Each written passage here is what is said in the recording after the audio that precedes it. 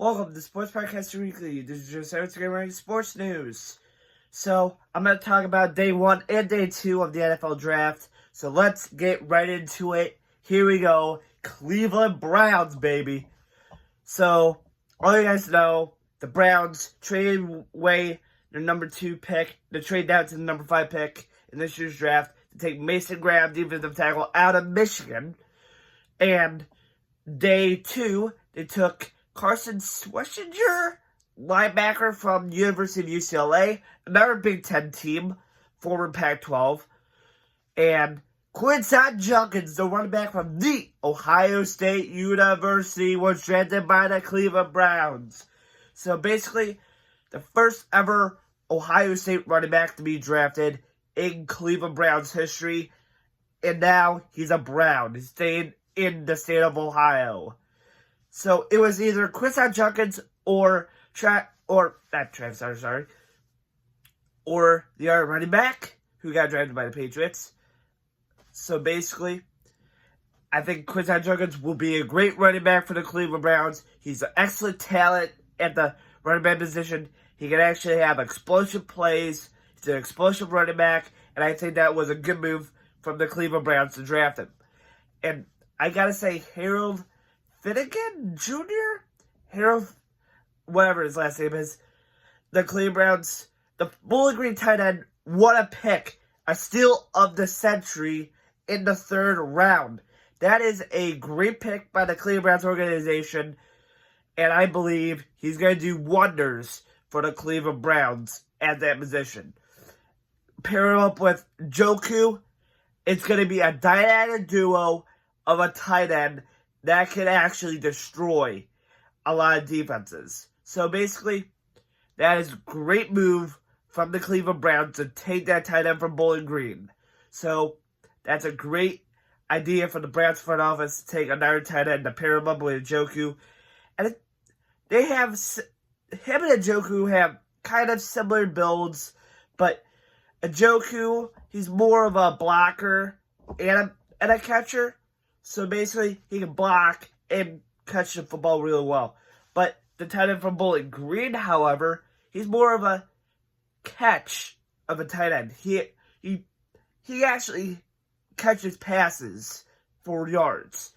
Not like blocks for any other guy, like the right back or anything. He can block, but he's more of a pass-catching tight end. He can actually catch the passes and just bolt down the field. And Dillon Gabriel, mixed reactions on the Browns social media about that, but I looked at him like, okay, he's a lefty. Who gives a shit? A lot of left-handed quarterbacks are actually not that bad in the NFL. Tua is actually not that bad.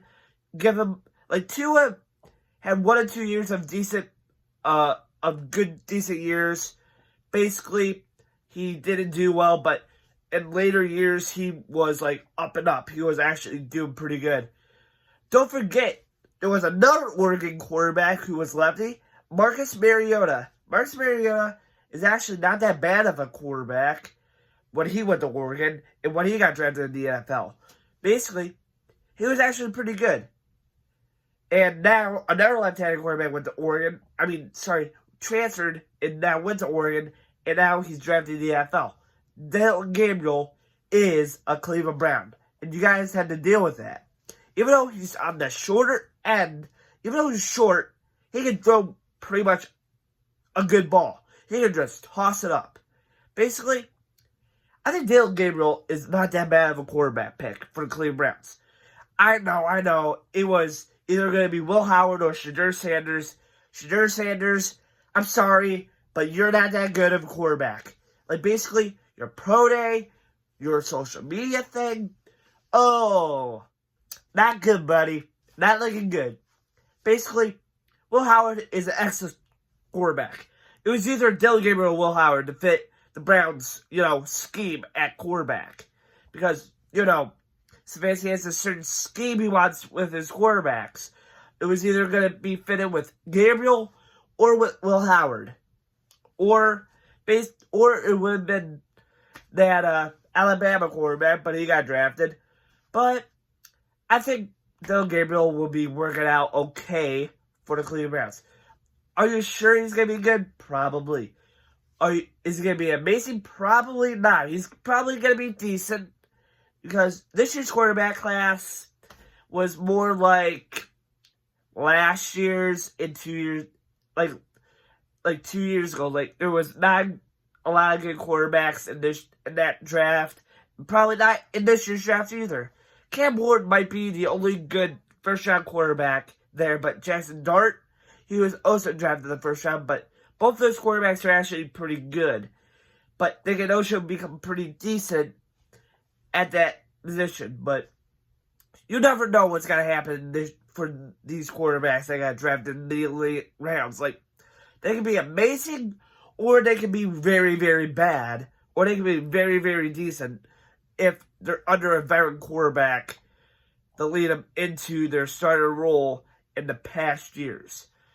But Dylan Gabriel is actually going to be a good Cleveland Brown, and I'm proud of it. He was like the last pick for the third round for the Browns, and now we're headed into the fourth round. We'll see who the Browns draft. Will they draft a receiver? Will they draft any other position they need to fill? And I think that's going to be, like, sum up, like, everything they need to do. Like, basically, take a receiver or take a need that they need a defensive player or another offensive player. I think they have to go for a left tackle in the fourth round. I think they have multiple picks in the fourth round, probably, because they need left tackles, receivers, other position they need to fill in this year's draft. And I think they can do it in the fourth round, in the fifth, and the sixth, and the seventh. They need to do that.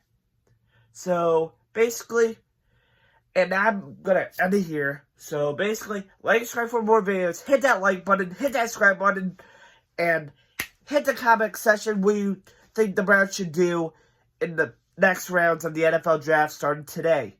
So, Sportscaster Weekly, out!